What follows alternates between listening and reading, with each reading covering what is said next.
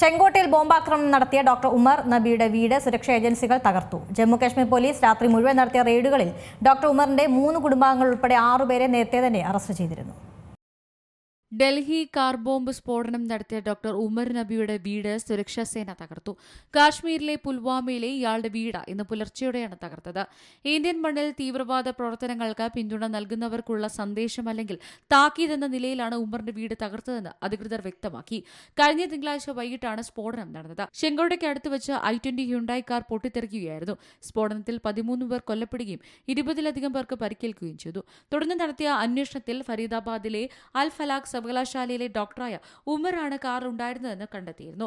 സ്ഫോടനത്തിന്റെ ആസൂത്രണം തുർക്കിയിലായിരുന്നുവെന്ന നിഗമനത്തിലാണ് NIA. ഉമറിന്റെ കൂട്ടാളികളും ഡോക്ടർമാരുമായ മുസമ്മിൽ അഹമ്മദ് ഗനായ്, ഷഹീൻ സായിദ് എന്നിവരിൽ നിന്ന് 2900 കിലോയിൽ പരം സ്ഫോടന വസ്തു ശേഖരണം പിടിച്ചെടുക്കുകയും ചെയ്തിരുന്നു. 2 ഡോക്ടർമാരും ഇപ്പോൾ കസ്റ്റഡിയിലാണ്. രാജ്യത്ത് വലിയ രീതിയിലുള്ള ആക്രമണങ്ങൾ നടത്താനാണ് ഇവർ പദ്ധതിയിട്ടതെന്നാണ് വിവരം. ഡോക്ടർ ഉമർ നബിയും ഡോക്ടർ മുസമ്മിൽ അഹമ്മദ് ഗനായും 2021 മുതൽ പലതവണ തുർക്കി സന്ദർശിച്ചിരുന്നു. അവിടെ വെച്ച് ഭീകര സംഘടനയായ ജെയ്ഷെ മുഹമ്മദ് നേതാക്കളെ കണ്ടെന്നാണ് വിവരം. എന്നാൽ തുർക്കി എംബസി ഇക്കാര്യങ്ങളെല്ലാം നിഷേധിച്ചു. National desk C Malayalam news. ഏറ്റവും പുതിയ വാർത്തകളും വിശേഷങ്ങളും വിരൽ തുമ്പിലറിയാൻ സി മലയാളം ന്യൂസ് എല്ലാ ഡിജിറ്റൽ പ്ലാറ്റ്ഫോമുകളിലും ലഭ്യം.